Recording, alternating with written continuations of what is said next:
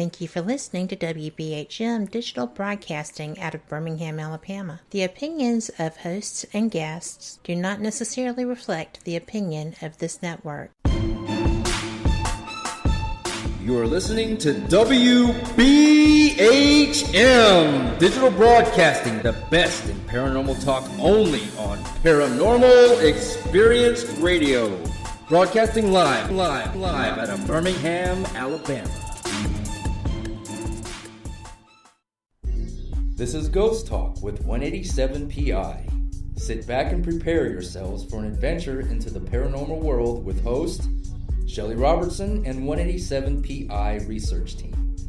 Ghost Talk is broadcasting live from Ohio's most haunted jail. Learn about their ongoing research at the jail and abroad, investigation techniques, and their personal encounters. Here is your host of Ghost Talk and 187 PI founder, Shelley Robertson.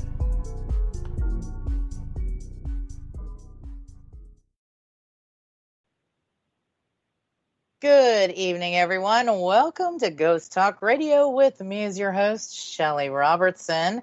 And tonight I have a special show planned for you. I have got Lori Dorsey and Kat Hobson here with me tonight. And we are going to be talking about all things paranormal. It's just going to be a wild and out, right?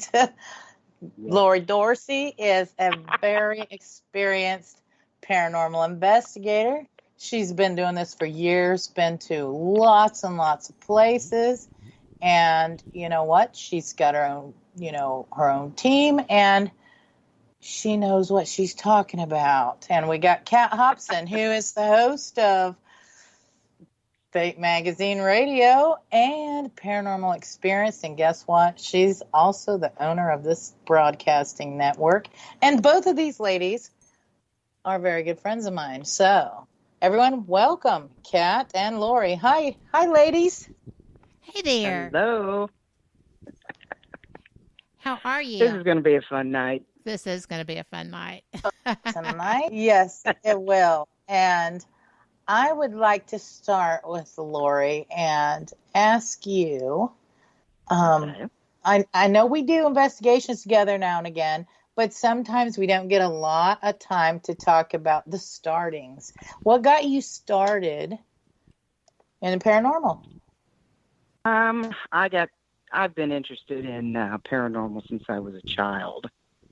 My grandmother would tell me stories from the home place in Kentucky, and she had saw apparitions in the kitchen, and the spinning wheel upstairs in the old place would spin without anybody there. Oh wow! So and you could hear screams upstairs, that type of thing, and that back in my day, that was taboo. Wow. You didn't talk about it. So, right. So I was always interested in it, but I could never discuss it because it was, big no-no. Taboo. So, Absolutely. Taboo. Oh, yeah. And I finally got to go back to that place, and it is haunted.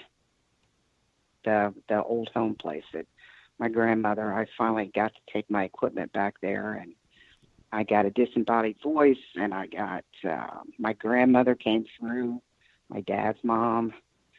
I heard her voice come across.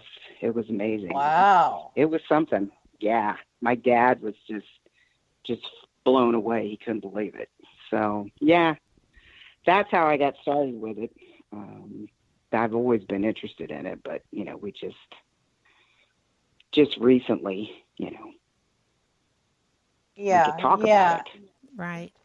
I have a Sure, question. without people thinking you were crazy too. Yeah. Oh, yeah. People back in the day, it's like, what is wrong with you? That's when you got to experience Waverly in real life, in real time. Yeah. Yes. Yes. But I have a question. But no, my first. Oh, yeah. What was your EVP, your disembodied voice? What did they say? It was asking me, who are you? Really? It was a disembodied voice, yeah. It was between my daughter and I in the front living room. And that's the first time I'd ever caught a disembodied voice on my recorder. Christy looked at me, and I looked at her, and she said, "Did you hear that?" Because you could hear the whisper. And I couldn't make it out until I played it back. And I finally figured it out. It says, "Who are you?" And right after that, I explained who I was. And then I explained who Christy was, Right. and how we were related into the family and why we were there in the house and, who I was and who I was related to, who my grandparents were. And then, it just, they lit things up as I asked them.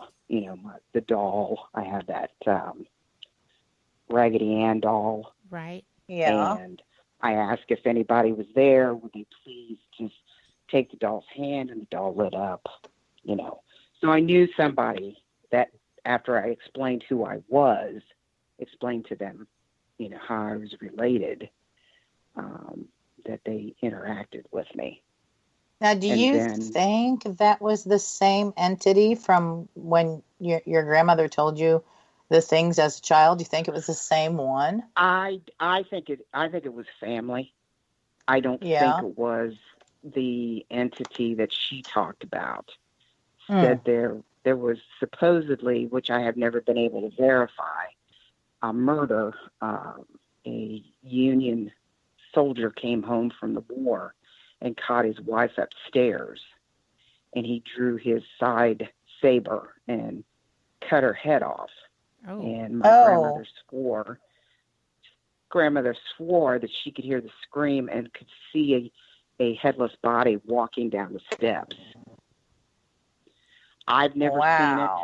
That's intense. But I've heard, I've heard screams. There's been screams around the property before. We used to camp there when we were kids. And there were lots of screams, And you both know Garrett. Yes. Oh, yeah. Yeah. He was telling me what was going on. He could see it. He said there was a death on the property. He could see the death on the screams, property. Huh? And he said that.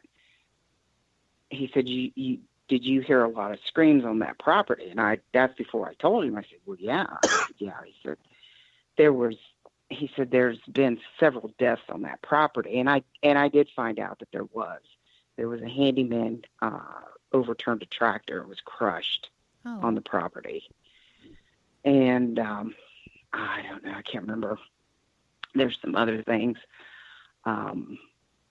It was just really interesting, from being a little kid, hearing these stories and then going back as an adult and investigating the place. And getting the proof of the stories then, yes. Yeah. So is that what really solidified you to jump right in and...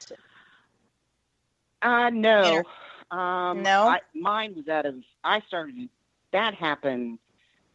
interaction at the family property happened in 2014, but I went on my first actual ghost hunt, quote unquote, in January of 2012 at Rhodes Hall. Okay. In Atlanta. And that's where I met Chip Coffey and all those guys, And that was my first toe dip into investigating. I had no idea what I was doing. I bought a K2 meter just to see if I could get any interaction, And I did. I mean, I saw shadow legs walk past the door. I had my K2 going off as like it came into the door, Yeah. Everybody had their equipment in the center. Were you at Rhodes Hall? Yeah. Mm-hmm. And you got that evidence? Yeah, that was down. Yeah, down in the basement. Mm-hmm. Yeah, the basement was pretty I saw active. it. I didn't down in one apartment area downstairs. Yeah. We were all sitting down there, and I looked out. Everybody was looking at the equipment. I looked outside the door, and I saw shadow legs walk in. And everybody's equipment started going off, and I said, oh, by the way, something just walked in here. I just saw shadow legs walk in. I didn't see a body. I just saw, like, legs, feet and legs walk in. So that was just the first. The legs.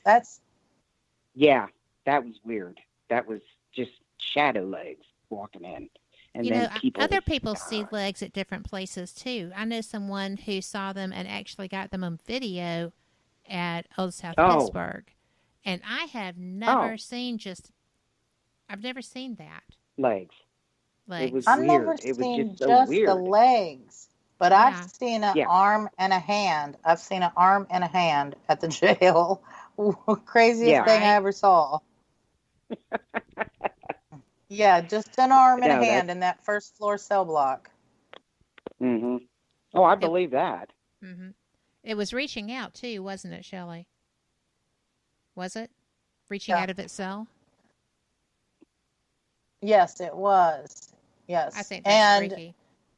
Other people had told me about that, and I was like, I wasn't putting too much into it until I saw it. I'm like, and that's what we do. And a hand, really? That's what I'm thinking, really. Well, just that one the SLS camera of the figure standing over top of Kat. And that was freaky. She reached up and it reached down. That was weird. Yeah. It was like standing over top of her, and she was sitting on the floor. I think it was on the second floor cell block. I think it was too. And I don't get much up there, and you did of it interacting with me. That was amazing. That was crazy. Yes, because the minute you reached up, it reached down. It was like it was reaching down toward where you were at. Yeah. I was filming it, and I thought, what is going on? Well, they don't want to run me out anymore, so they were just saying, hey, glad you're here, Kat. Giving you a high five or something. I don't know. Question for the two of you. What's and we'll go with you first, Kat. Where have you had your most crazy experience, and what was it? You know the answer to that. The world knows the answer to that. But it could have been. But I'm not positive about that. I mean, you've been to a lot of places where I haven't been with you. That's true. I think that it would have to be the jail. As I said, when Portals to Hell came and filmed their season 2 premiere at your jail, right? But. That was just the most bizarre thing ever. I was trying to do a show, and, it's like I told them, every spirit in that structure was mad at me. Not anybody else. Right. I had ticked off everybody. But, and you really had to be there to know what we're talking about. It was, everything was banging in there. It wasn't moving, though. But they weren't moving, right. But they were banging. If you've ever stood there and looked at an iron door that is being slammed with all the force that a grown man could put into it, making that noise, and it's just sitting there as being still. Yeah. The fire doors were the fire doors on each floor were being banged on. They were stomping around. The guy who ditched us, the producer that ditched us, was online with me, and my computer was showing I didn't have any service, but I was hardwired, so I didn't know how that was possible. And he messaged me and said, I hear you. You are getting out, so I'm recording this. And basically, I'll let you know when it's time to go. And so he is an EVP guy. He just wanted the evidence. It didn't matter what happened to me. Yeah. Right. But in all honesty, I got mad thank goodness, because if I had stopped and thought about it, I would have been terrified. I really would have, simply because of the volume of activity that was happening, responding to me being in the area that I was. I was where Gary was found hung. And that, to them, that's hallowed ground, apparently. Who knew? But, you know, I guess I didn't anticipate that kind of dedication to each other or whatever it was from dead criminals. Because that the first floor were the bad guys. Right? Right. And so, you know, I didn't really anticipate that I would get that response. It flipped me out a little bit, but they still don't like you. Lori, well, the sheriff likes you, so I mean, it's all good. I think that's the balance. Because he's the alpha in the building. So if you're good with him, yes.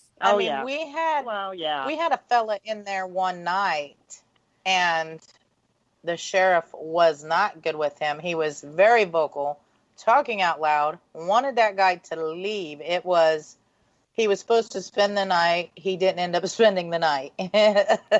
He was spooked by it. Well, he didn't like the vibe, yeah. Well, I wasn't scared enough to leave. I mean, I wasn't scared. Right. I was just like, I've never had that happen to anything like that happen to me. And I've been in some freaking haunted places, right, with very belligerent spirits. And I have never, you know, I'm sweet, I'm Southern, I sound like, you know, Miss Kitty or something. And so, you know, they didn't care about that. They were just angry because I had disrespected what they considered to be hallowed ground. And, you know, and then when I left the next morning, because I spent the night in the jail that night, when I left the next morning, the song that they were playing, and they did play this because I was listening to No Shoes Radio. My radio skipped. Sirius, you know, that's digital. That doesn't skip. And the song by Alison Krauss, Ghost in This House, started playing. And I was like, smart She took Alex. A picture of that I did. And sent it right to me as she was pulling out. I pulled out first. I'm like, wow. That's crazy. But I did. I took a picture of it because it was just astounding to me that they could do that. I mean, I'm going to tell you, spirits can manipulate anything they want to. I think that's true. Yeah, I firmly believe it. Oh, yeah. And I wholeheartedly agree. And folks, we need to take this short break. You are listening to Ghost Talk Radio on WBHM-DB. And after the break, we'll find out where Lori's most compelling location was she investigated. We'll be right back after this short break.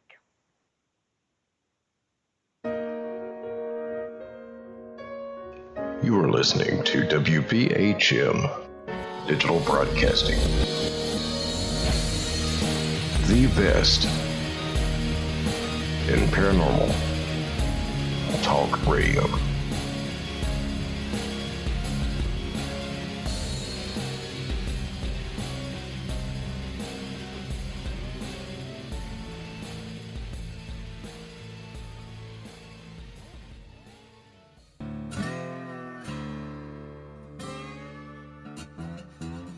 Oh, come on. I'm Southern, but...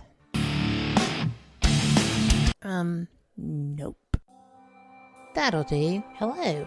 I am Kat Hobson, host of Paranormal Experience here on WBHM Digital Broadcasting out of Birmingham, Alabama. I enjoy having guests from all areas of the paranormal, from ghosts to ufology to cryptids and beyond. You'll find some of the best researchers in their fields bringing you some great information.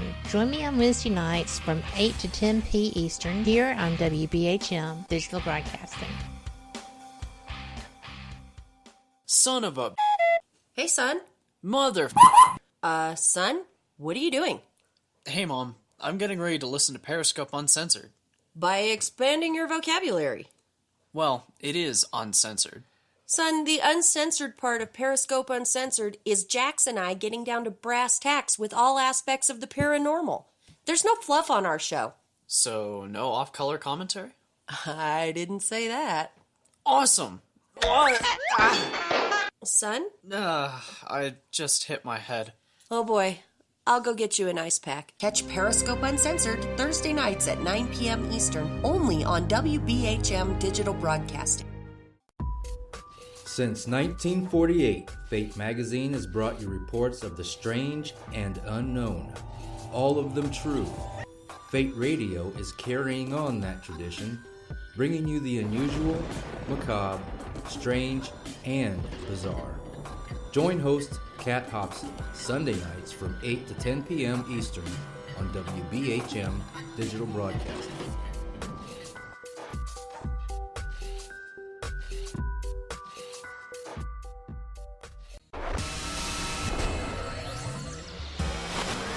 You are listening to WBHM Digital Broadcasting, Birmingham, Alabama.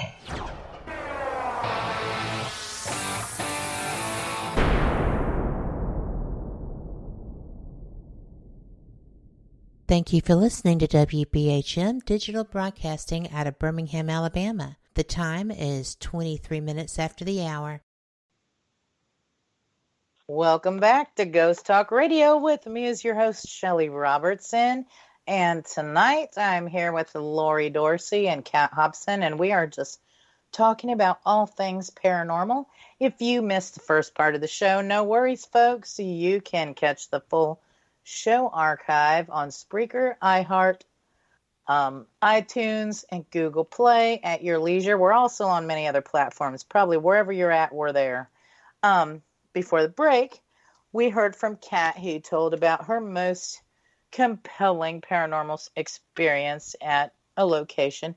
Now, for you, Lori, let's hear about what yours was.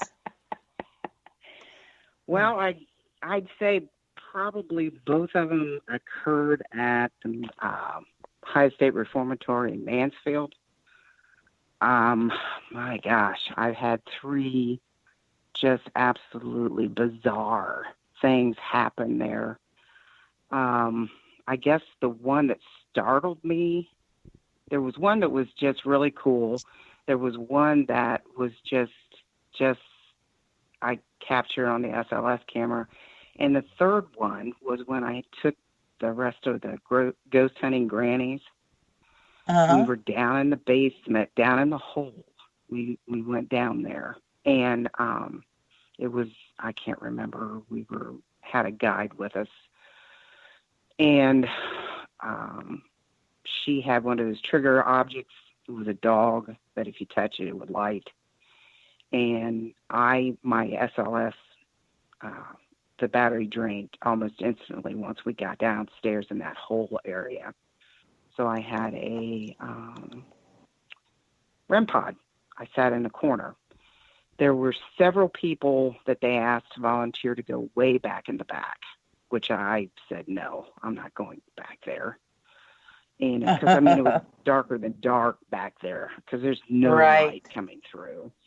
So there was myself and Vicky and Johnny and Kim, and we were all kind of lined up there. And in front of us were like those huge pipes, for heating and cooling. Those, I don't know, they're just the system. They were old pipes, and the cement coming down through the cement floor, which was like 15 feet thick. And the lady had her walkie-talkie, and she was talking upstairs and telling, that we were down in the hole. Everybody get into your position, and everybody get quiet. So we did. Everybody sat down. Everybody got quiet. We turned off all the lights, everything. And Kim, who was standing next to me, was hitting me in the arm really hard. I couldn't see her because it was so dark. And she said to me, something just whispered in my ear. And then everything, my REM pod went off, the dog went off. And in front of us, where the pipes were, something was banging the crap out of it. I mean, it sounded like somebody was taking their fist and just banging the crap out of it. And our, I guess, tour guide was starting to freak out. She was just losing it. So I said, hang on, just calm down. Take a breath, sweetie. I said, you've got the walkie-talkie. Call upstairs and make sure nobody's messing around up there, you know, on the pipes. But, you know, think about it. You know, that thick of cement, and those pipes are as thick as they are. There's no way anybody could stand up above us and either hit, you know, stomp on the floor or hit the pipes and make that loud of a noise, because it was right in front of us. So she radios up, radios back down. She says, no, nobody's in front of us. And she goes, what are we going to do? I said, just hang on. So I call out. I said, okay, if this is a spirit that's trying to get our attention, do hit that pipe again, and, you know, like you did before. Do it like 4 times and hit it. Instantly, bang, bang, bang, bang. And I went, well, there you thank are. You. That was interesting. Nice to meet there you, too. Yeah. And finally, Kim came over to me. She goes, it whispered in my ear, watch this. And that's when everything went crazy. The REM pod went off by the doorway. The dog went off. And then the banging of the pipes. And it was insane. It was absolutely insane. That was the freak moment. The other cool moment was when I was up in the the chapel. Kat was there that weekend, and we were up in the chapel and we were talking, and I was sitting in the front pew, I think, and we were getting some flashlight play upstairs up there. And so I put a flashlight where the altar was, and then I put a REM pod on the pew behind the altar. And I wanted to see if it would light up the light and light up the REM pod. And pretty much on command, when I would ask, would you please light up the light would come on. And then I said, could you please turn it off? And they would turn it off. I said, well, then can you walk over to that pew in that corner and touch that round thing, which is the REM pod? And it was pretty much immediately. It did it. And I was like in shock. And I said, okay, let's do a trick. I said, turn on that light and light that REM pod up all at the same time.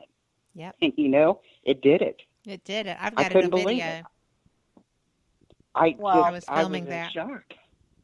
What's really exciting about this story that you're telling about Mansfield is we're going there Monday. Yes, we are. Except for poor me, who will be thrown into the quarantine system, not of my choosing, in either Kentucky or Ohio. That's too bad. Yeah. We're going to be missing you. I wish you was going to be able to be there. Yes. Me too.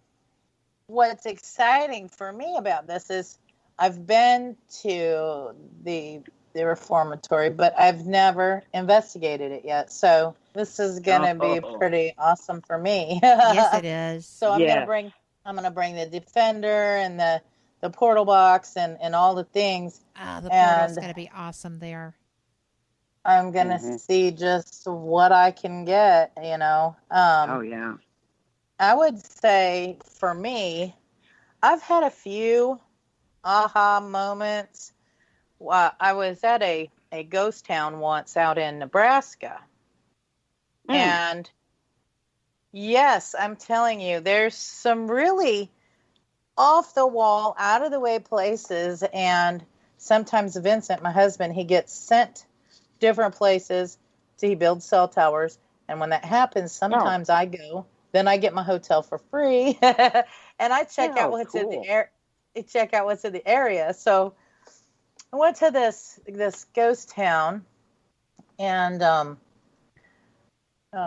visited the town hall and one of the churches, and then there was this cemetery, and I don't know, I was just getting a vibe there, so I set my Defender camera up there, and I'm watching, and we had Vincent and one of his work friends with us.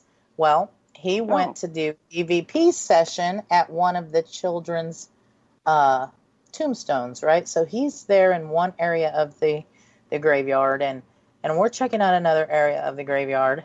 And don't you know, it looked like this was the most bizarre thing that I had ever seen in my life. It looked like his work friend, got up and started walking across the graveyard. No, it wasn't him, though.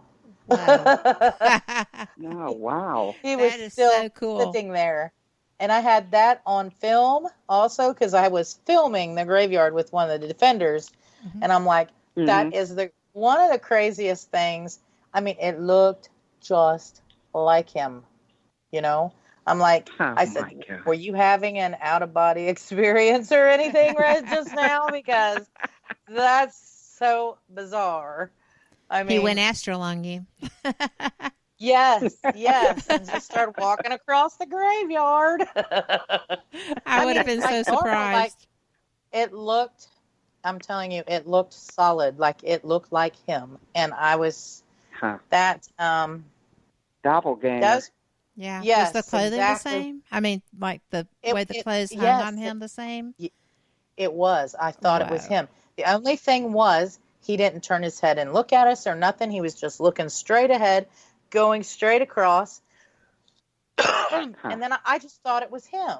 So I'm looking away doing something else. When I look back, he's sitting there. And I told Vincent, I said, he never moved. So we walked over to him. And he's like, I've been sitting here the whole time. I think I might have got some EVPs from somebody over here. And I was like, oh, my God. Oh, my God. Oh, wow. That's crazy. That is wicked. It is crazy. And that was probably one of the craziest things that ever happened. Now, I call them, like, for instance, this last birthday party we put on, some things happened during that I had never seen happen before. Right. And I was there. Mm-hmm. I wasn't you was there. What happened that you had never seen before? Well, okay, so we do these birthday parties, and we get some great evidence from them, don't we, Lori? You've been to several. Yes. Oh, yeah. And we don't concentrate on, at the birthday party, we just concentrate mostly on the life of the person and what they would have enjoyed. Yes, give them a break from their death being all that's talked about.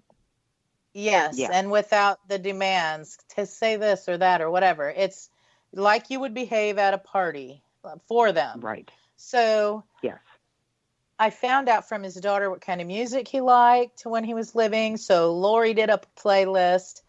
And when she started playing, wasn't it the Kenny Rogers song that he was singing to? Yeah. Yes. Mm-hmm. That he was singing to. I mean, full on sentences. And we looked at each other. We just started laughing. We're coming across the portal. The full choruses. They were singing along with it. I mean, it was crazy. That is bizarre. They did that on several songs. Oh, it was crazy. Yes. Shelley and I looked at each other, and I said, did you just hear that? And we just look at each other and start laughing because, oh, my God, I don't believe this, right? So the other crazy thing was the REM pods started going off to the beats of the songs. Yeah. No and I way. was like they were tapping their finger. Mm-hmm. Like they were tapping their finger on the REM pod. I thought oh my God. I said, is something setting that off when it first started doing it? And I'm like, we started paying attention, and it was like going to the beats of the songs. I'm like, it's beating songs. It was so bizarre. That because is we bizarre. were sitting there and we just realized it. Yeah, we just realized it's going. It's like and we're something like, tapping their toe or tapping their finger on it because because the REM pod you had to break the field, and it was going to the time of the music, like something was sitting there. Because I had a wireless speaker so we could turn it up, and it was tapping to it. And then the other bizarre thing we got was when we were playing the music, we had Elvis and, who else was it? Elvis and Johnny Cash and Kenny Rogers. And they didn't like Glenn Campbell, so I had to turn that one off because he wanted country music, so I could, But there was white streaks. It was like energy going across my SLS camera. There wasn't like a stick figure. I was getting that too. The pulses. Yeah. Was it like rods? Pulsing energy. Like what we've seen of rods in places? It was like a conglomeration of dots and staticky stuff, wouldn't you say, Lori? Yeah. It was, and the only time that really you could see it pulsing is when we were jamming to the music. It was amazing. Yes. Okay. Or maybe like the air might have been, I don't know, maybe electrified or something in that area because, I'll tell you, I had sat at that picnic table the very first time when I realized when his death time was. I was sitting there and that little area in that picnic table place there, it got so filled with static electricity and like everything was standing up. You could just, you could literally feel the vibrations of the static. You could. And I'm like. And it showed up on the SLS. Yes, that was I the think. weird part. That is so But weird. I also think that's he what it showed was. up. I think Gary showed up because I got a. Well, he said hello, son, when I introduced his son. Yeah. Yes. He did not, did he? But yes. Wow. Because his son I can't was believe sitting I wasn't there. Oh, it was crazy. And there was no doubt that kid was his child. Yeah. He might have doubted that was his child, but there's no doubt that boy was his. He looked too much like him and the sister to not be. Oh yeah. And the crazy thing of it was the time before when we had the party. Near the end, I do ask him a couple of questions to end the night because he only gives us like an hour of really strong time, right? Yeah. From 3 to 4. Right. From 3 to 4. At 4 o'clock, you just actually a couple of minutes till you just start feeling it draining out. And I asked him last party time. I said, I will still try to find your kids and blah, blah, blah. I said, is there anybody else? Is there a wife or anyone else you want me to try to bring here? And we got the name Linda. And then when the kids found me because of the Portals show, I asked the boy, Devin, I said, Devin, does the name Linda mean anything to you? And he's like, oh my gosh, that's my mom. I said, well, okay, well, she needs to come then because that's somebody he requested to be there. But what Vicky got that night, because see, Gary was in jail over a child support case. So I'm just going to brief everybody really, really fast. And Gary had never met his son. Circumstances that played a part, and him and Linda splitting up while she was pregnant. He'd never met the son. So this night at the investigation, this past July, was the first time he met his son. Okay? Yes. And Linda was the gal that, why he was in jail. All right? Over the child support case. So Vicky got when I started talking, and I said, Linda's here. You requested to see her. And he said, X and warrant. Yes, X and warrant. So I think he was confronting her about that, Sounds like it, doesn't it? Mm-hmm. But I was... And she apologized. She said she was sorry. But and it wasn't I think her he accepted doing. it. No, it wasn't her doing. But I think he accepted that, though. It felt... Yeah. It didn't feel heavy. It felt like... Right. Yeah. It felt like all of that needed to happen. Forgiveness. Yeah. Yes, exactly. The forgiveness was there. Yes, on everybody's part. Yeah. Because she held out her hand, because I caught on my SLS something standing next to her, and she said her hand. Yes. She reached up, and she said she felt static. She could feel static, and it got really, really cold. I said, well, someone's standing there beside you. She was sitting in the chair by the door. And I said, something's reaching out for you. And she said, but she felt like her hand, the palm of her hand, something had touched it. So I said, well, evidently Gary was just letting you know he was there. What? But the one part that I got a big chuckle out of, everything was fine. And then we were starting to play the music, and I got a stick figure standing, dancing on the table next to the shot of whiskey, and it looks like, this is just my speculation after watching it, it looked like it fell off the table and sat down on the floor. And then, I don't know. The whiskey fumes got to him. Climbed back up on the, I don't know. It climbed back up on the table. They tasted the whiskey. No problem. I get drunk, I fall down. No problem. Okay, folks, we got to take this short break, and we'll be back after this brief message. You are listening to Ghost Talk.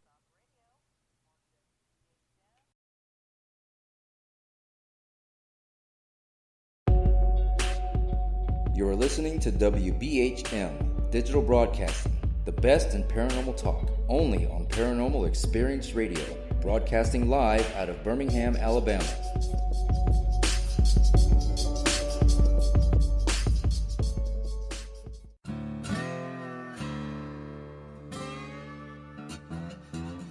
Oh, come on. I'm Southern, but... Nope. That'll do. Hello. I am Kat Hobson, host of Paranormal Experience here on WBHM Digital Broadcasting out of Birmingham, Alabama. I enjoy having guests from all areas of the paranormal, from ghosts to ufology to cryptids and beyond. You'll find some of the best researchers in their fields bringing you some great information. Join me on Wednesday nights from 8 to 10 p. Eastern here on WBHM Digital Broadcasting. Since 1948, Fate magazine has brought you reports of the strange and unknown, all of them true. Fate Radio is carrying on that tradition, bringing you the unusual, macabre, strange, and bizarre. Join host Kat Hobson Sunday nights from 8 to 10 p.m. Eastern on WBHM Digital Broadcasting.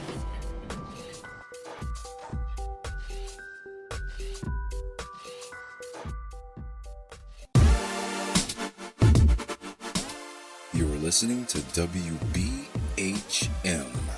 Digital Broadcasting, the best in paranormal talk, only on Paranormal Experienced Radio, broadcasting live out of Birmingham, Alabama.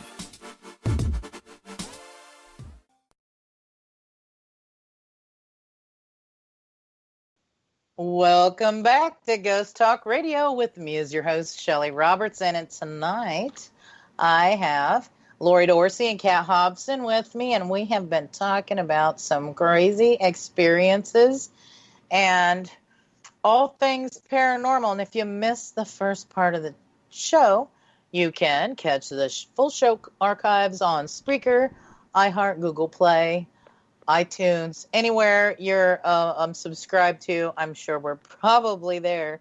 Even all you DJ Spin Masters, we're on Deezer too. There you go. Everywhere you want to be. Yeah, that's right. That's right. We are there. And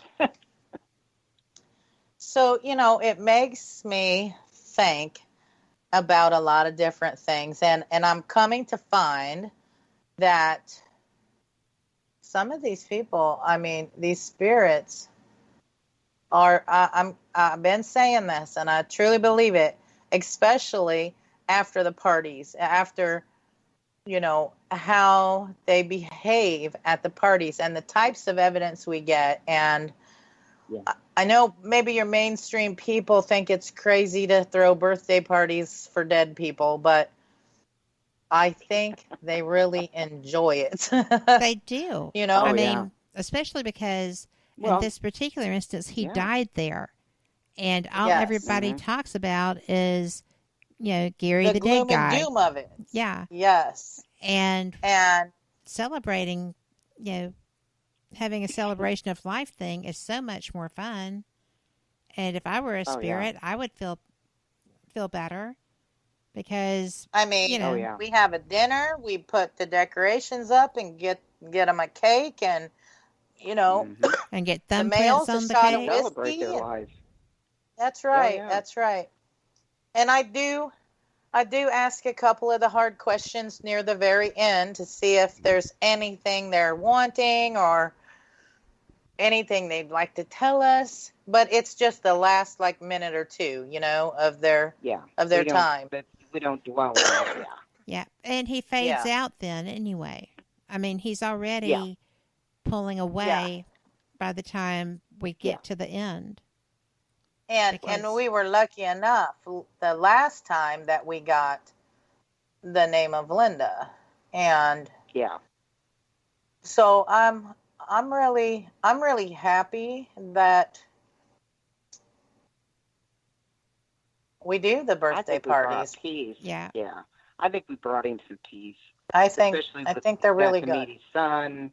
Yeah, you got to meet his son, and he got Linda apologized.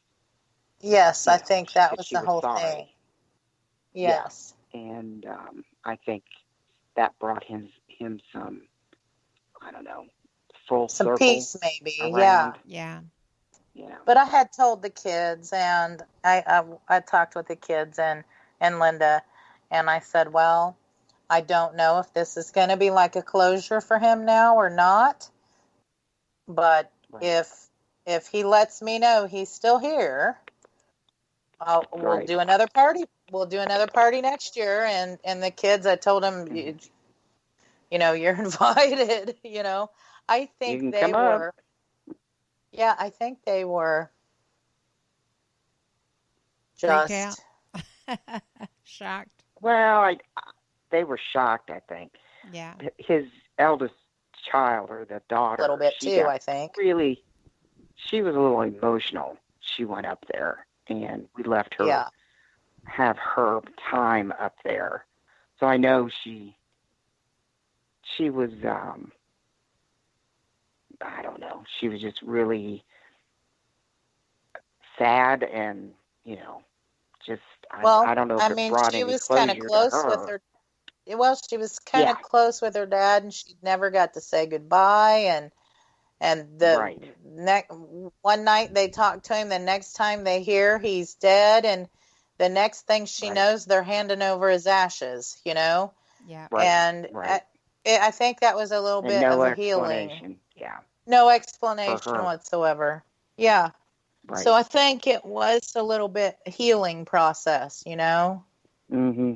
Yeah, I think so. I think she needed. Yeah, she needed that, and it was a great night. I've had. Yeah, it really was. I've had the activity. The rest of the activity through the jail wasn't as great as it was when we were. It was pretty, I don't know, calm or toned down. when we It was. went down in, the basement, there wasn't hardly any activity. Yeah. There wasn't hardly any activity on the second floor. It was really, everything was concentrated down there. Even in the kitchen, I didn't get anything, And I think they were all because I was a little apprehensive at what was going to happen. Yeah. And I think because we had no idea once I found out who Linda was and all of that, and I'm like, oof, okay, this could go any way. You know what I mean? Yeah, this could go sideways. We don't know. That's right. And well, I think it could have lashed okay. out at her. Yeah. Oh, because yeah. She had to be nervous. She was. she was the a little rest of apprehensive. the spirits were, and I think the rest of the spirits were too, and I think that's why that night it was kind of calm. Quiet. And I'm like, what's going to happen? And I'm like, I don't know what's going to happen. Yeah, but we all picked up on that vibe. yeah, but it turned out really, really well. Oh yeah. Mm-hmm. I'll tell you something that's happened at the jail recently, which has got me kind of bewildered. The fella named Rob that was at Gary's event with his wife, Melody? Yeah. Oh, okay. I wasn't this year. I was thinking last year about the other Rob, but I'm sorry. I intruded. Okay, so I'm going to tell, I don't know if I told you about this or not, Kat. I may have. But they had a private in the building. The Monday after the Gary event, right?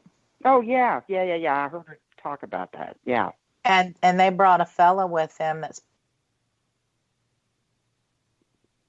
has been in law enforcement for the last 17 years. Really nice guy. And he's a skeptic, but he wants to believe. He's on the fence, but he's also a skeptic. So he was wanting to come to the jail just simply, all out to begin with, to see it, to see what the history's like, because it's so old. And he just couldn't believe how the cells were set up and all of the things. He's like, I said, I bet you never worked in no place like this. He's like, I have not. I have. Right. So here's what happens. They're going about their night. They're getting evidence on the third floor. They actually got a woman's name, which I've been trying to get for 5 years. Wow. And I know. I was like, oh my gosh, really? You finally got a name for Miss Lady or one of the ladies up there? Really? And she got the name Ruby.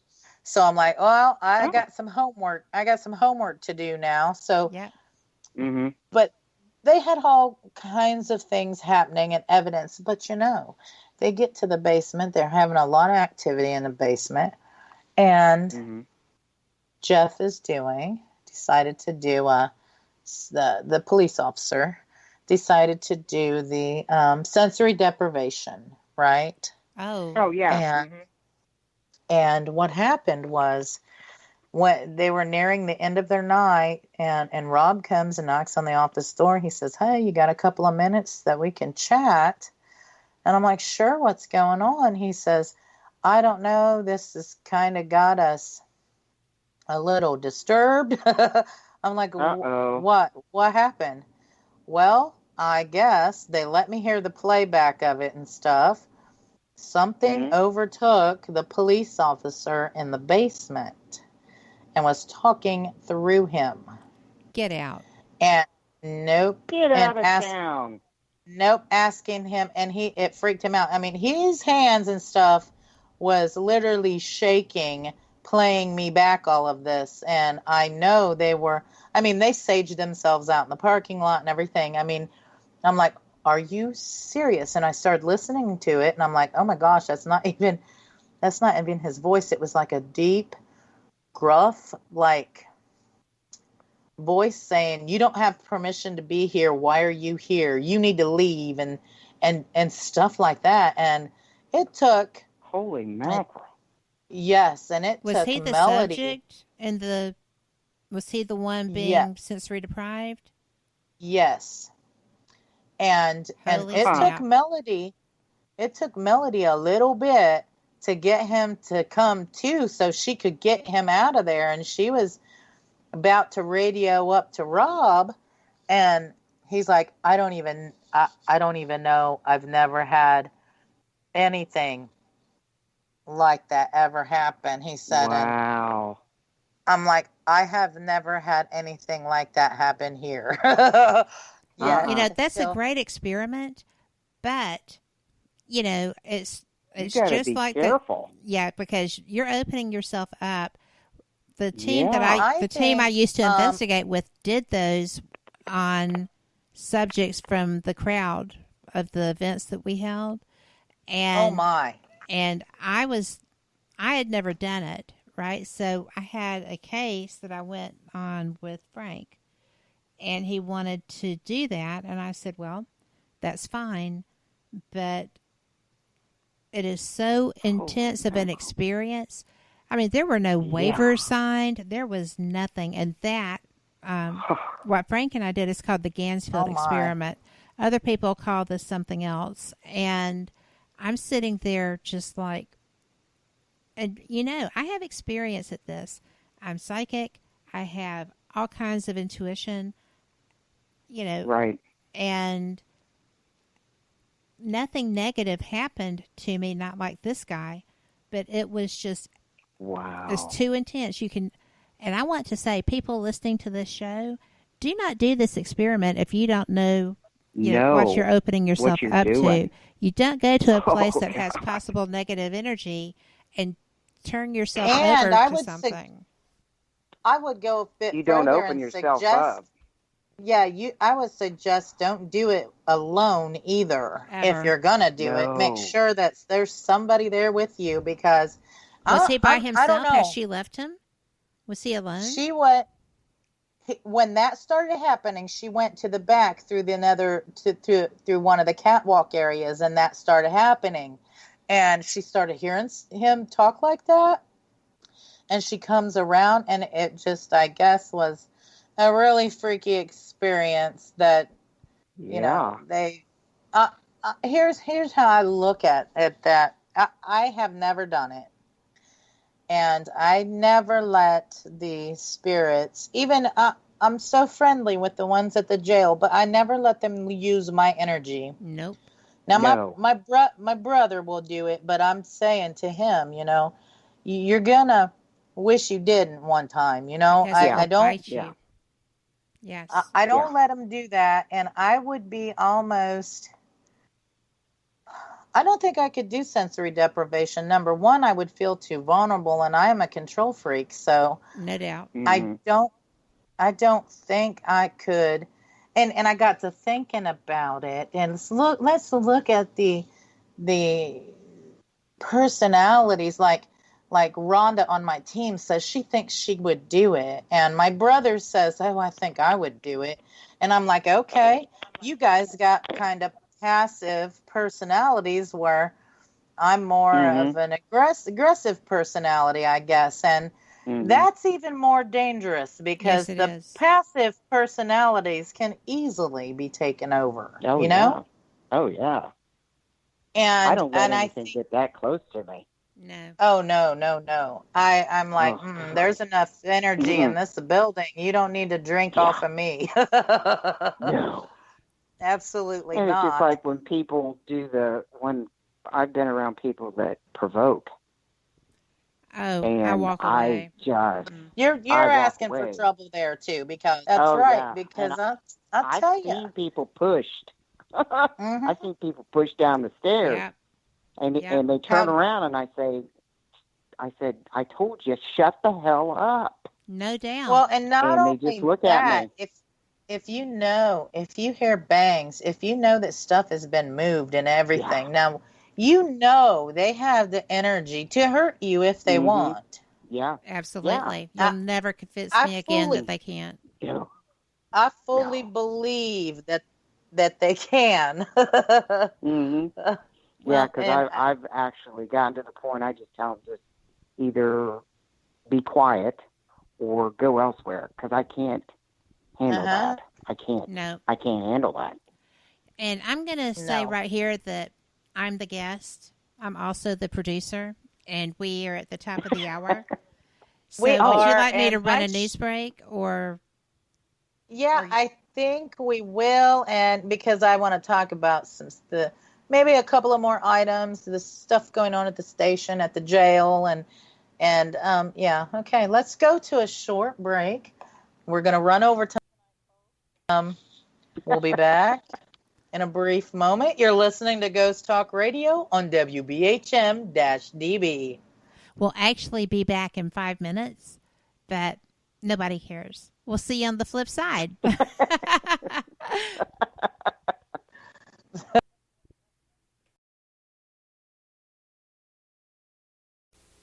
Live from NPR News, I'm Janine Herbst. Immigrant rights advocates are challenging a new Department of Homeland Security rule that would make it harder for asylum seekers to work legally in the U.S. while their cases are pending. Beth Furtick of member station WNYC reports today's court hearing became even more complicated by a new Government Accountability Office report that the acting DHS secretary's appointment was invalid. The plaintiffs in New York, California, and Maryland are suing acting Homeland Security Secretary Chad Wolf. They claim his new rule isn't legal, partly because his appointment violated the Vacancies Reform Act. That was the conclusion of the GAO report, and the federal judge in Maryland hearing the case spent more than an hour asking questions about the impact of this non-binding opinion. If she allows the new rule to take effect next week, asylum seekers will have to wait twice as long, a full year, to apply for work authorization. The government says this added time will prevent frivolous asylum claims. For NPR News, I'm Beth Furtick in New York.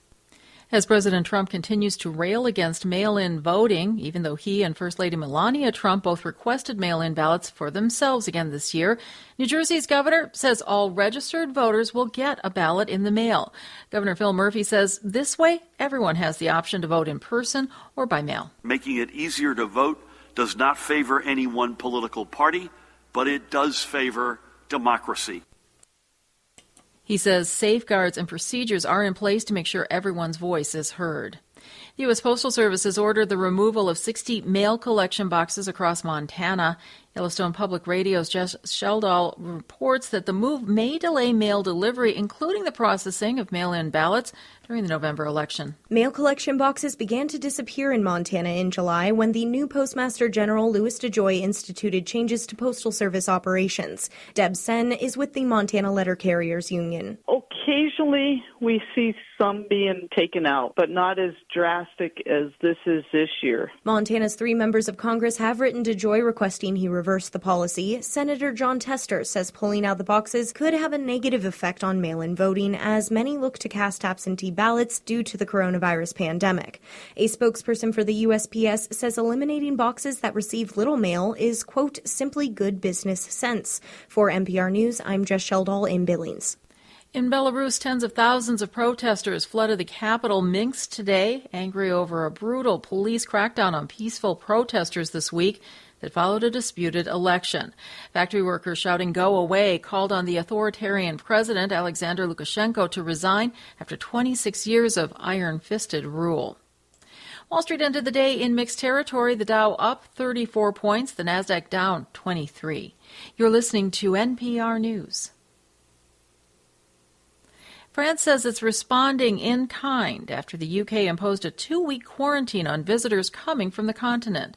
NPR's Eleanor Beardsley reports Britain's declaration will likely spark a mass exodus amongst the estimated 500,000 Brits currently on vacation in France. The British government says its citizens have until 4 a.m. Saturday morning to return from France and the Netherlands if they don't want to face 2 weeks of self-isolation. Britain reimposed quarantine for travelers from Andorra, Belgium, and the Bahamas last week. With more than 41,000 deaths caused by COVID-19, the UK is the worst-hit country in Europe. The French Minister for European Affairs said it was a British decision we regret and which will lead to a reciprocal measure. On Thursday, France recorded more than 2,500 new coronavirus infections, its highest daily number since May. The French government has declared Paris and Marseille high-risk zones, granting authorities there powers to impose localized curbs to contain the spread. Eleanor Beardsley, NPR News, Noirmoutier, France. Retail sales rose for the third month in a row in July, but at a slower pace. The Commerce Department says Americans upped their spending by 1.2% last month. The gains of the past 3 months have now restored retail purchases to their levels before they plunged in March and April, when the pandemic closed businesses and paralyzed the economy. Sales at electronics and appliance stores rose as more people work from home and need that equipment. Purchases at clothing stores, gas stations, and drugstores were also higher. I'm Janine Herbst, and you're listening to NPR News.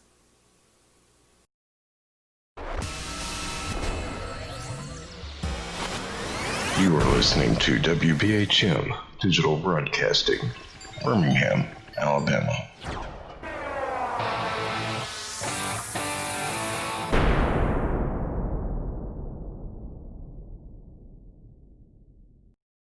Welcome back to WBHM Digital Broadcasting out of Birmingham, Alabama. The time is 5 minutes after the hour. Welcome back to Ghost Talk Radio with me, Shelley Robertson, as your host.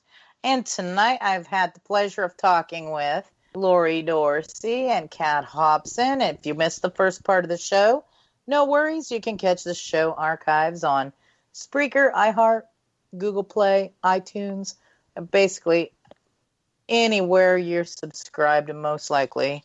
So normally, my show's over at 9, but we're having a whole lot of good time here tonight, and so we're going over since we have the producer here in the show with us tonight. so we can do that. But we have been talking about all kinds of different experiences, and prior to the break, we were talking about some recent happenings and talking about the sensory deprivation and why we think that people should, really, really think about that and don't do it alone. And I probably may never try that, actually. Well, it really is very intense. If you're the subject, you can't do that alone, because you would not know if you were in an open area, right? You would not know if someone were sneaking up on you. Well, and not only that, I get enough activity and interaction where I don't think I need to do that. No. That, to me, it would almost be frightening to be at the peril of someone else, in a compromised state. So, I may never try that, but I may watch others who are gung ho.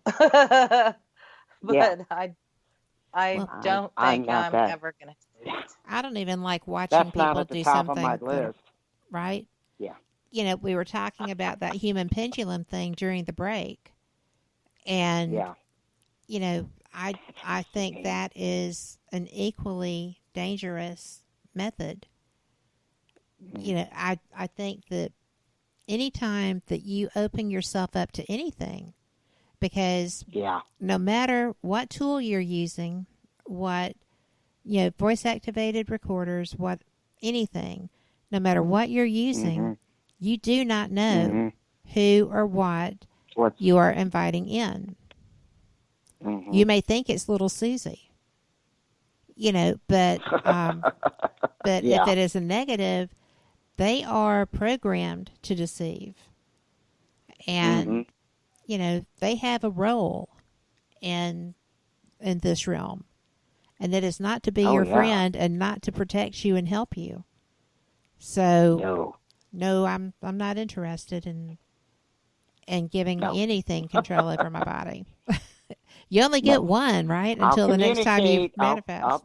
I'll communicate with you, but don't use my energy. Don't attach yourself to me. I'm love and light, and just if you're not of that, then just stay away from me. Exactly. Yeah. So, I just, whew. Yeah. Now, I have done the experiment with the headphones, listening to the, spirit box, listening to the Like the scanning live and listening? just calling out what I hear. Yeah. And just calling out what I hear. I've done that, but I won't. I just dropped off a minute ago. Did you fall asleep? No, my whole internet. Oh my goodness! Rejoined the call. That is so weird. Strange things happen when me and Kat are talking. Sometimes I hear stuff from her place. Sometimes, oh my gosh! And this time it just totally disconnected me, and well, I'm back. And we're glad you are, because I just thought you were being quiet. Yeah, you didn't know. But when you said you dropped off, I was like, "Did you fall asleep?" You didn't even know. You didn't even know my call fell out. No, I didn't. So that's funny. Well, because the communication software is behind the recording software. I'm not looking at it. Maybe I should do that in the future. It's okay. I got myself back in. Well, yay. I'm glad, because that would have been so freaky. It is freaky. But, what you said about hearing stuff here, I have been hearing things for like the last week. And I thought that maybe my Amazon, my Echo and Echo Dots that I have were just running on low or something. And so every so often I'll say, Alexa, stop listening. And it does. It just did, because I've got one in the office. But and I don't know who it is. It's conversation. It's not conversation with me, but it's conversation. And I'm just like, where is that feeding from? Because I know it can't be, spiritual. It's got to be because the enunciation is too good. It's too low. I can't hear what they're saying. And it's odd. That does happen sometimes, but like I said, that's why I don't have those. It's just weird. I don't have Alexa in my house. Times. Well, I don't mind. They're listening One on of my anything. I'll try to make a call off of my house phone now and again, and it'll tell me that another handset's in use, and I'm the only one home. Yeah. Yeah. That doesn't make you nervous at all, right? I'm like, okay, which handset and who is it? And where is it? It's using my phone right now. Hang up. I need to make a call. Who's ever using it, I got to make a call. Hang up. We'll get you a pizza later, right? But it's crazy. Stuff will happen between our calls with between me and Kat. It's nuts. It's consistent too. Yeah. And because they must know that you're talking to each other. Well, yeah. But I'm going to ask you both, what's your favorite pieces of equipment, would you say? Lori, what's yours? My SLS and REM pod are my two favorite. Because the REM pod lets me know if something walks up on me, And then the SLS, I just catch some of the most bizarre things, Yeah. And it's just so, since I've gotten it, I've caught some really unexplainable things. And and it's visual. So people can actually see what's going on. But, my REM pod, I keep, it watches my back. When I go in the room. that's what. What about you, Kat? Those What's are your my two favorite favorites. pieces of equipment? I have the oldest, most beat up Sony digital handy cams. One of them makes that noise, but it does it in a consistent pattern, so you know to rule that sound out. But it is, I love those, and I have some really terrific.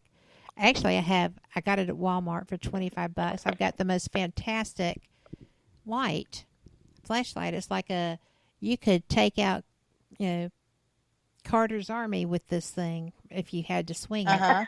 And it came with a red plate that you can put over it, like, to set up a flash if you're on the side of the road or something. Well, it's great with my digital recorders because it's strong and powerful. It'll light up 2 or 3 rooms. And I like red light more than I like green, but green looks so much cooler. But and I can use it outside and get more distance with my camcorders. But I have a Sony digital voice recorder, and I have Tascams and stuff too. Whatever. But this Sony is my favorite thing because it's got the little slide plug-in made into it. Oh, yeah. It's got memory for days because I always put great big SIM cards in. It is so fantastic. It's also why half the time I can't find the evidence that I'm looking for because it has so many files, and if I upload it, it takes me a good hot minute to get to what I'm looking for. So that's the downside. Yeah. But and I have the SLS camera too, but I am not proficient with it because it's me. Because Scott Gruenwald and Jeff Conkle took it from me and rebuilt it. They put it in they just did me all the favors in the world with how they were fixing this. And I still have issues with using it. So, and I never investigate my house, so I don't do it while I'm at home, right? So I'm kind of stymied with it. I need to come spend a week at the jail so that I can just walk around using that, because that would be the perfect environment. But I caught something down. Yeah. I caught something down in the dungeon down there. I love down there. I always catch something. Yeah. I get some great stuff down there, too. That's where I had the REM pod. The 2 fingers on my mouth was down there. It was like it was shushing me.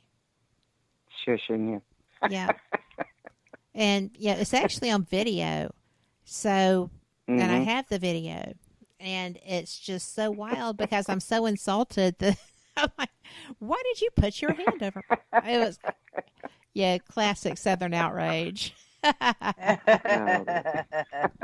Shushing you. Shushing me. 2 fingers. It touched my lips. I was like, I don't know where those fingers have been. Where do they even come from? So it was a whole disturbing experience. I have a question. Can I ask a question? What is it? Sure. What is your favorite equipment? Yeah, I was going to ask. Well, I will.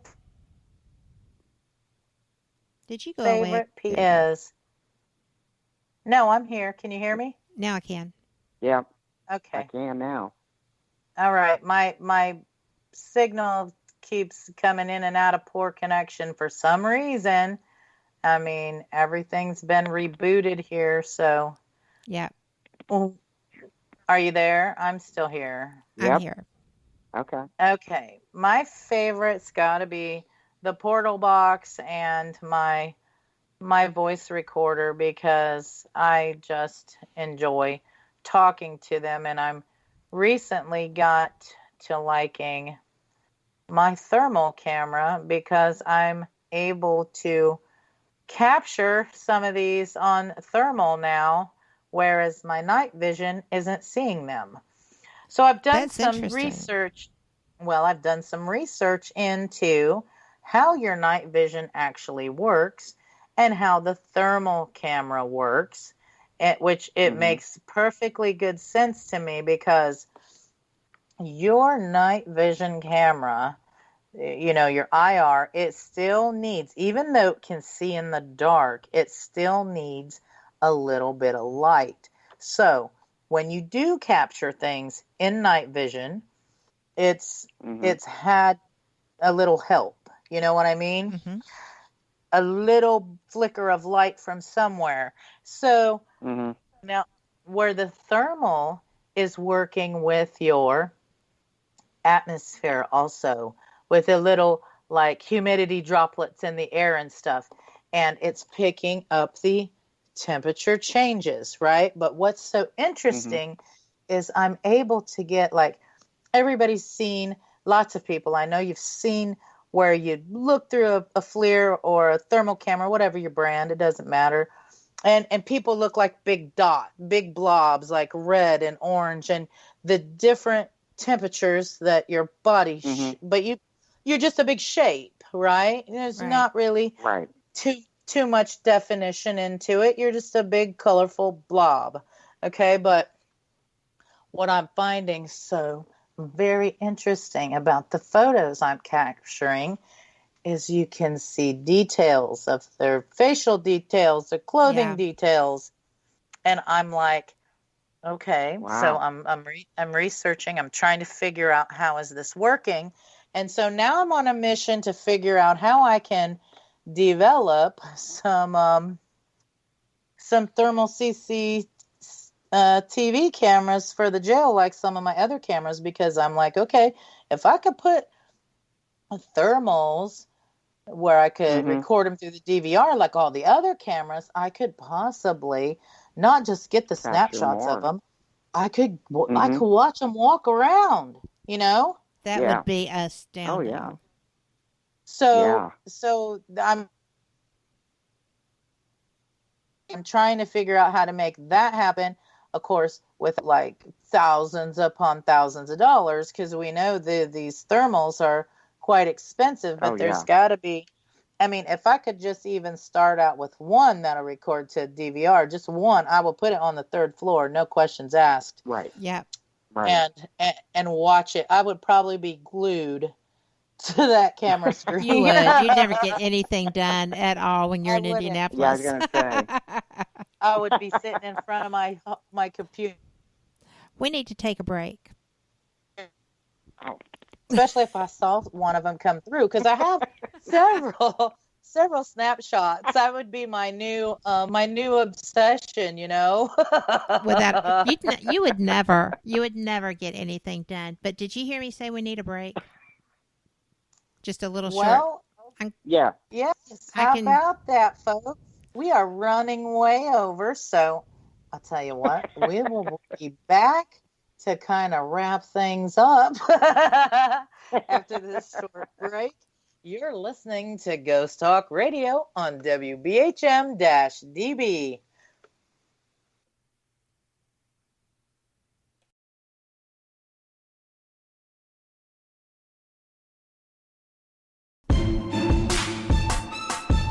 You are listening to WBHM Digital Broadcasting, the best in paranormal talk, only on Paranormal Experience Radio. Broadcasting live out of Birmingham, Alabama.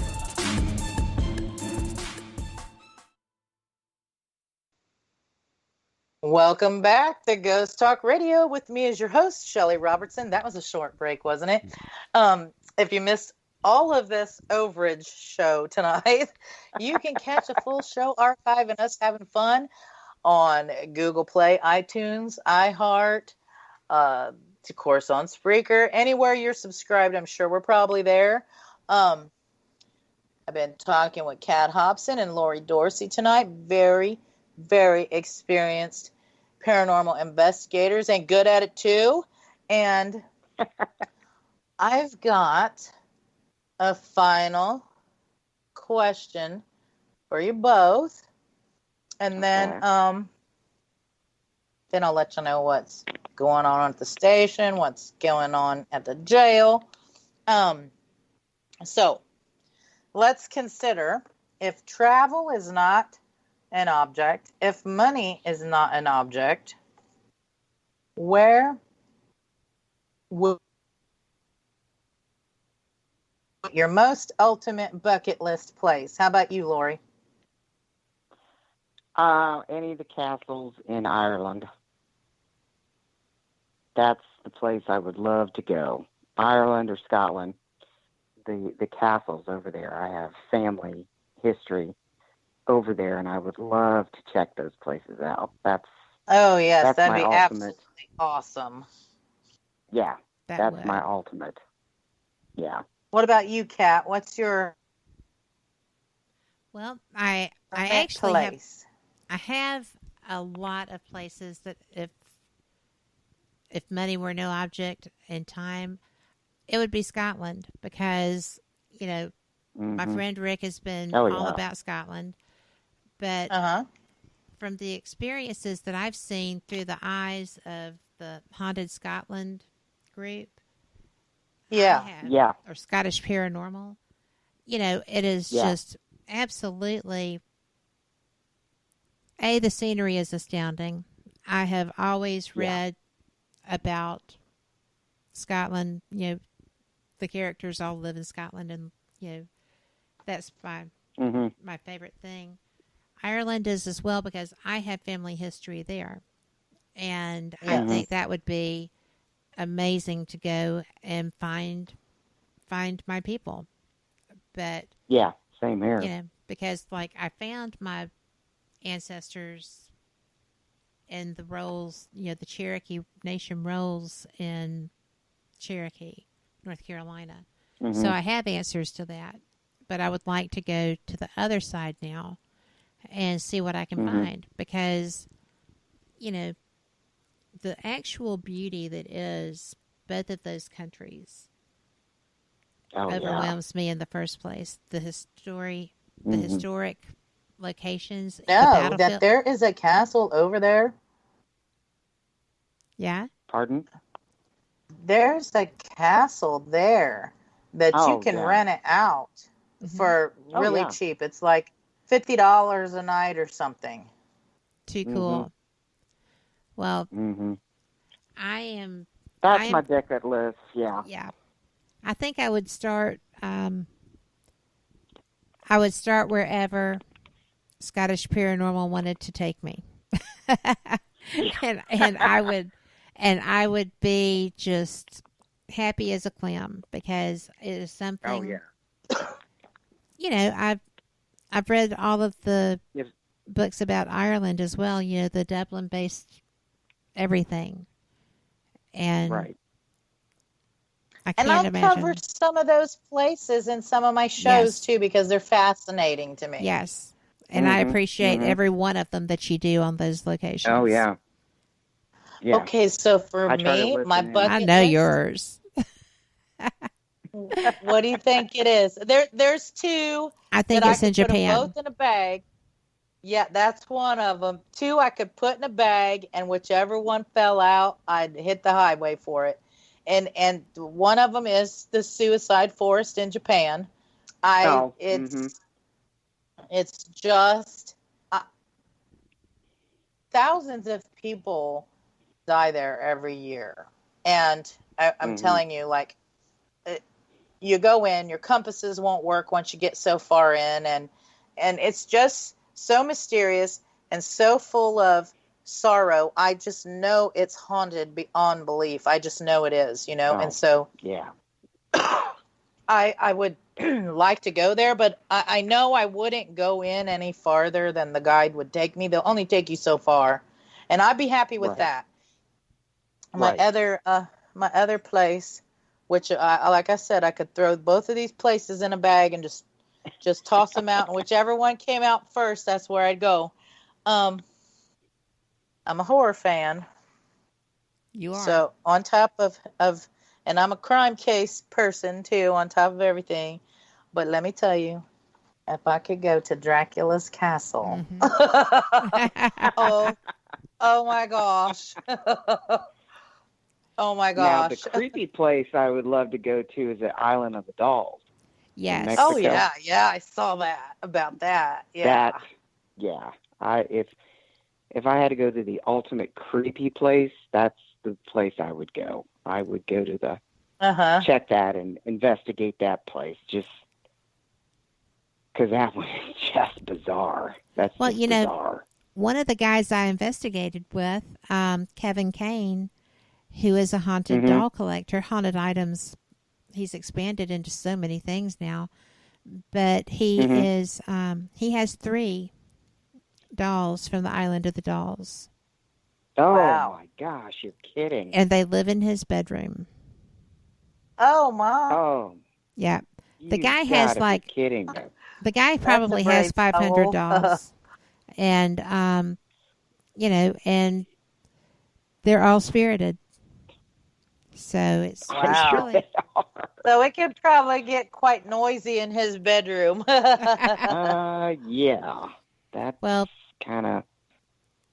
I think they kind of respect that zone, you know, but they have to live somewhere, and well, yeah, they've sure, but they're all interesting. He has 2 that have been damaged, like on purpose, to make them freaky, and I don't like that. I don't like people doing that to them. No, I think it's disrespectful of them. But you know, I would not. Right. If I were a little kid that was living in that doll, I would flip out if somebody damaged it like that. Oh, So, sure. It's, oh, yeah. But anyway. I think another creepy place would be, because I've never been, but would be, you know, their crypts in New Orleans. Yeah. The cemeteries. They're freaky. Well, they're not all freaky. I mean, mainly they're beautiful because people own those like housing lots. Yeah. Right? Yeah. Oh, yeah. And if the taxes don't get paid on them, you can be evicted from your crypt. Oh, my gosh. Yes. When I was down there, the first time I went with Bloody Mary, and she was showing me around, and I actually got to go with her while she did a tour. That was fascinating. But there was an eviction notice on a tomb in a cemetery that we went through. I thought she was yanking my chain. She's not yanking my chain. So what happens? Does the thing go down the line in family and like, you know, grandchild might be paying for great grandma's tomb? Well, is that how it works? Yeah. It's property tax. Yeah. You actually pay property tax on your crypt. Yeah. Yes. If you have a lot of family, yeah, that could be a big chunk of change. You know. Yeah. Well, truly, they kind of stack on top of each other because they're on grids, is my understanding, or grates. And once somebody finishes their processing, I guess, then there's room. When they disintegrate to bone, that just grosses me out. They sweep it. Yeah. They sweep it. Yeah. I was in New Orleans and we went on a tour and the guy explained what they do. Yeah. And how they do it. You know, you disintegrate and when you do to bone, they take it and they sweep you to the side. Yeah. So if another family member comes in, so the crypts are actually also full of ash? And bones. Full of bone. It's mainly bone. Wow. Yeah. Oh yeah. See, like the skeleton. Yeah. That'd be pretty creepy. See? Pretty creepy, I think. Well, and you know, where do they take you if you get evicted? Well, they gather the bones up. Yeah, and take them to the paupers. They actually take it to the pauper field. Yeah. Yeah. They gather all the bones. You're kidding, really? No, they do. That's what they do. They'll go in and they gather them up, and they take them and they put them in the pauper field, or crypt, or wherever, you know, whatever it is. Oh my where gosh. that's where everybody goes if you don't pay the taxes on it. Oh yeah. Oh my gosh. Yeah. Yeah, Ugh. it's crazy. It was a surprise to me, Well, too. I was shocked. I said, "You got to be kidding me! And some This of those isn't your final tombs, resting place?" not Yeah. I really. mean, are they? That is just bizarre to me. I'm just gonna say it. It's really, actually, that's really better than like here or almost any other place where they decide that they need to dam a waterway to create a And they lake, flood the place. and the graves get flooded because they do not they do not move them all. I mean, No. they don't, and that's why a lot of If times they can't contact the family, then they just stay there. Yeah. Wow. Okay, ladies, it's been so wonderful talking with you this evening and doing our overage show, which I don't do that often. And now, I'm telling you, if you want to know a little bit more about Lori's investigations, look her up on Facebook. She's there. You guys know where to find Kat. If you're listening, subscribe to the station, WBHM-DB.com, so you can keep up to date on all the great programming we have. We also, I will tell you, we have a new show in the lineup on Thursday nights, and it starts, that's at 8 too, right, Kat? Mm-hmm. And 8 Eastern, 7 Central. And the name of that show is Full Spectrum Project with Pete Haviland, who is fantastic. He founded Lone Star Paranormal, and he's a brilliant hypnotherapist. But also with Brian Clume, who is everything. He's an author of so many titles. He is...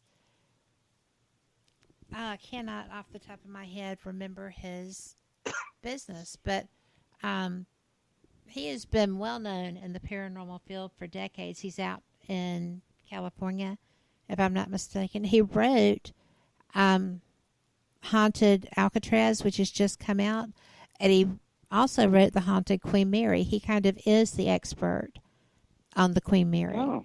So, from the paranormal side.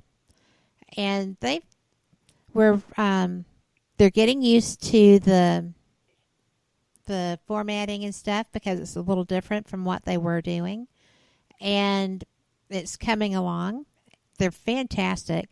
They also have Angie Mole, who does Weird World News at the top of the hour, and that's kind of fun. I mean, yes, so Thursday nights. Yes. Thursday nights. 8 p.m. is our magic time here at the station, so Thursday nights, new show, you'll want to catch it. And then we have, of course, Ghost Talk on Friday nights. So we have Fate Magazine on Sunday nights with Kat Hobson as host. We have Paranormal Pride on Monday nights with host Denise Pridemore. And we have Paranormal Experience with Kat Hobson on Wednesday nights, all at 8 o'clock. So every night, 8 o'clock, you got something to do. If you're wanting to listen to some great shows and some fantastic guests, you'll want to tune in. And what's going on at the jail? Well, we got a lot of irons in the fire right now. I will say I have all of the Saturdays posted at 187pi.com for private group investigations posted for the rest of the year. I'm sorry, folks, there's only a few. If you want a private session on a Saturday, you might want to go to the website and book it up, because that's all there's going to be to the remaining part of the year. That's it. I do have some weekdays that'll be coming up that's not been posted yet. I'm in the process of getting all them up for the rest of the year. But the weekends are scarce and far between, especially once we're getting into our fall season, which we do a lot of events at the jail, and we go other places too. So luckily, a couple of those spots had opened up because some of our conventions and Paracons canceled that we were going to be at. So we've got those Saturdays on the board. We have a public hunt coming August 22nd. Tickets are limited. We have a few left.